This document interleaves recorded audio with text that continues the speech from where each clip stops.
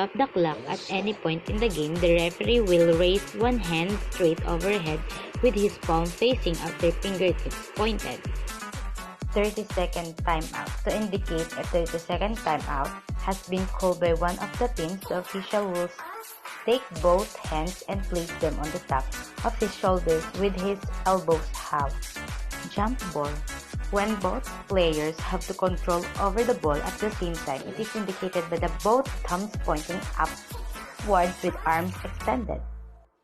And for the basketball foul signals, when a player commits a personal foul, the referee will give the specific signal to indicate the type of foul and which player has committed to the foul. Player control foul or charge, one hand of the head and that other pointing in the opposite direction of the play indicates a charge call has been made. Hand check. When a player commits a hand check foul, it is a signal by having one arm extended in front of the chest with the fingers up and that other arm grabbing the wrist. Full timeout.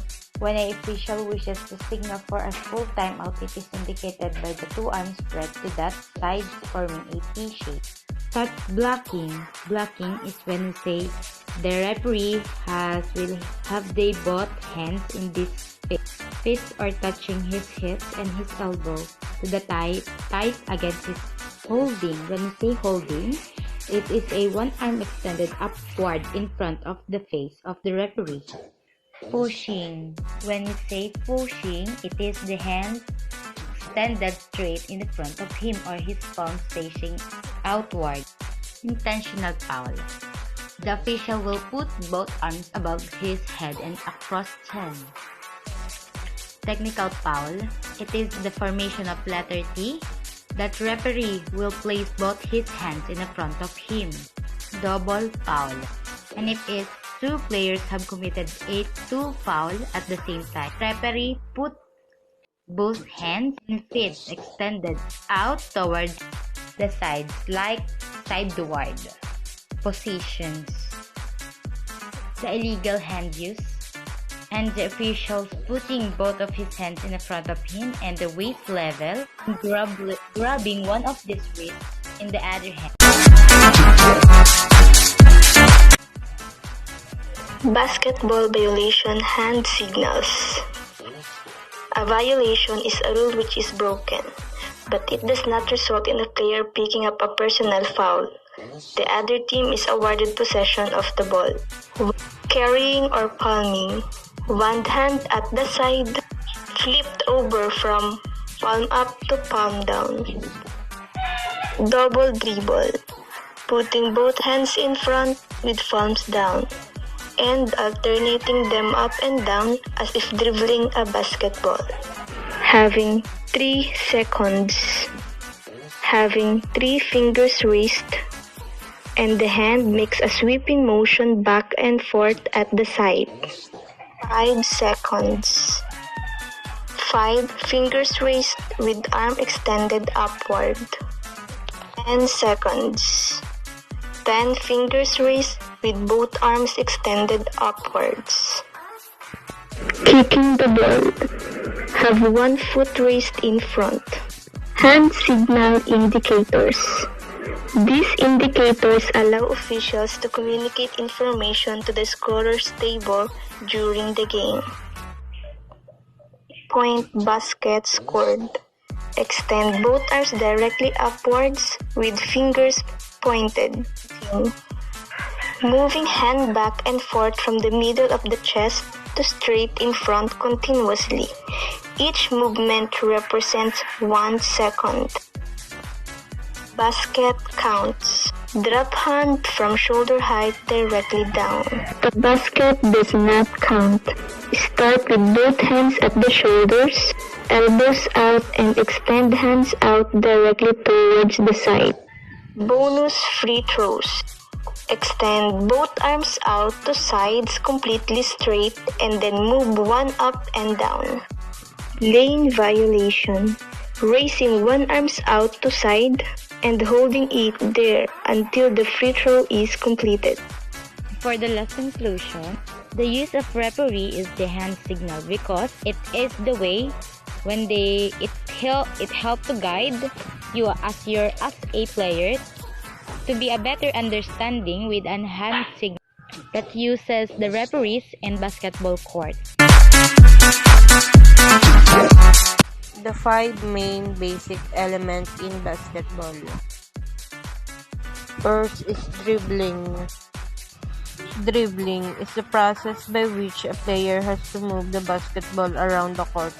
A player cannot walk around the court with the ball, or else this will be deemed a travel violation. Second is shooting.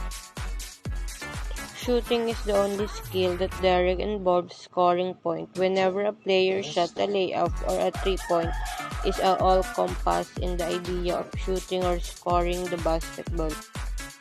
The third is defense. Defense is the skill that involves the most effort and athleticism, as the goal is to prevent the other team from getting good shooting and scoring chance. Without good defense, a team will never win basketball games, making it a very essential skill for all to learn. The fourth is rebounding. Rebounding is the process of controlling missed shots on both the offense and defense ends. Controlling the most missed shot leads to more shooting opportunities and generally allows a team to score more points. And the last is passing. Passing is the other option to move the ball around the court outside of dribbling. A team that has good passer can create many good scoring chances, helping their teams to win more games and score more points.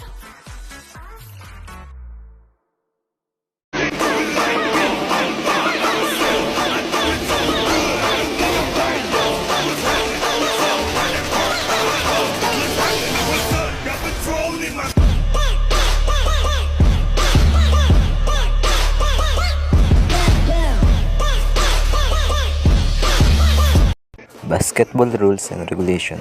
Basketball is a game in which 5 players from each team play at a time on the basketball court. It means there's a 2 teams on the both sides of the whole court who played basketball game. The aim of the players is to score a basket by putting the ball inside the hoop elevated 10 feet above the ground. It means that you have to shoot the ball in the basket. The team with the ball in possession is the team on the offense, and the opposite one is the team on defense. For example, your teammates hold the ball, then they are the one who make an offense to counter the defense of the opponent team.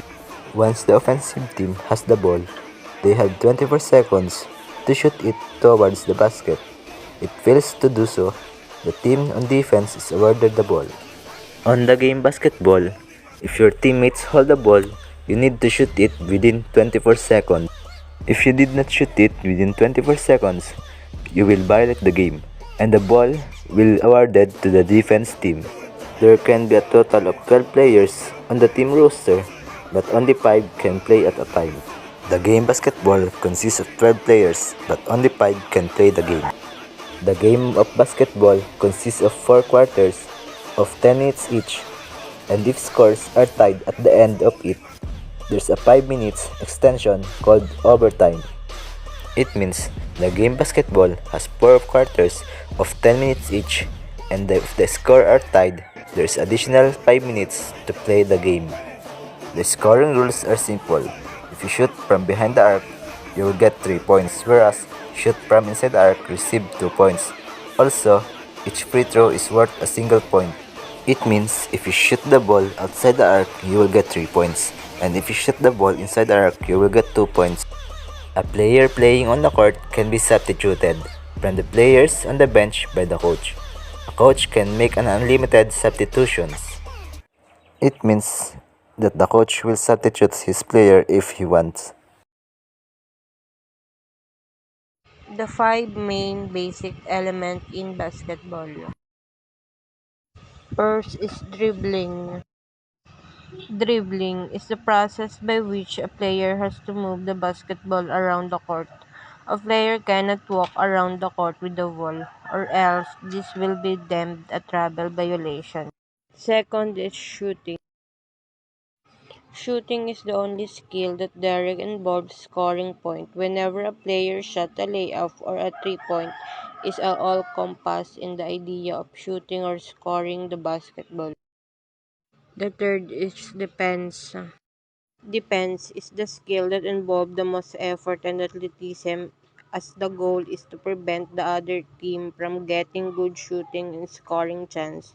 Without good defense, a team will never win basketball games. Making is a very essential skill for all to learn.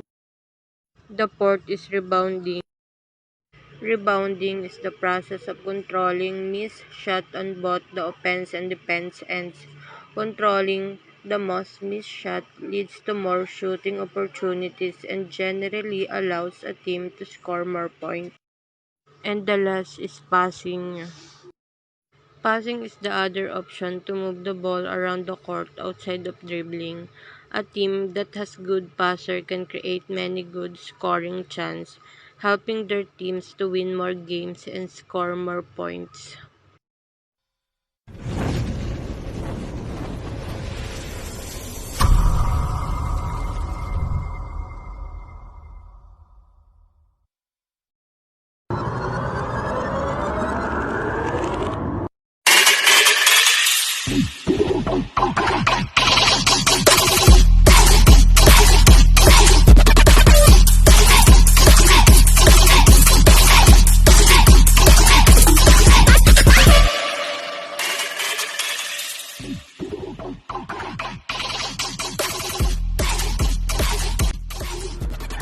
An offense is your method to score baskets and get open shots against your opponent. Most coaches consider their offense to be continuous motion or a play that can be run over and over again. It's common to have more than one offensive set, usually a primary offense and a secondary offense.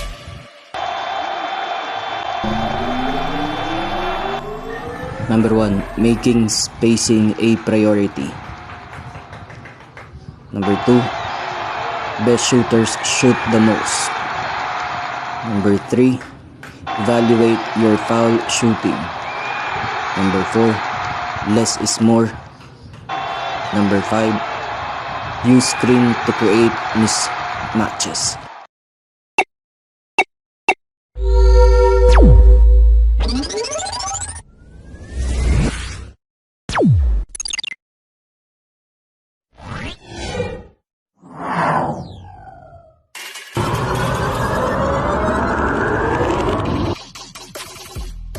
Number 1, set offense. Number 2, motion offense. Number 3, zone offense. Number 4, transition offense.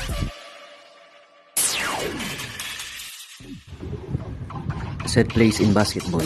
A set play is a play that coaches and teams can rely on, that they can practice, drill, and plan for. Set plays can incorporate an isolation, pick and roll, screen, or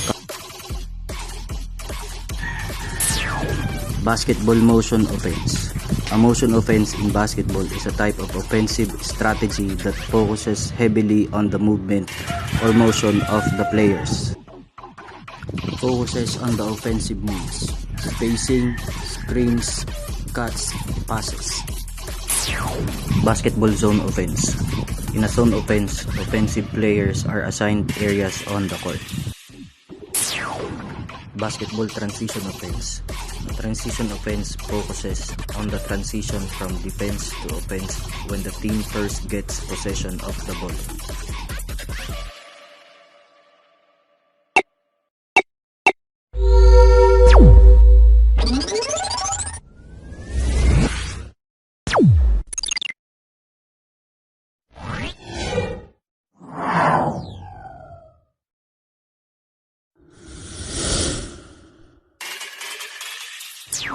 Man-to-man defense. The traditional man-to-man defense is by far the most common defense in the game of basketball today. Zone defenses: 2-3 zone, 3-2 zone, 1-3-1 zone, 2-1-2 zone, 1-2-2. Combination defenses: box and one, diamond in 1, triangle in 2.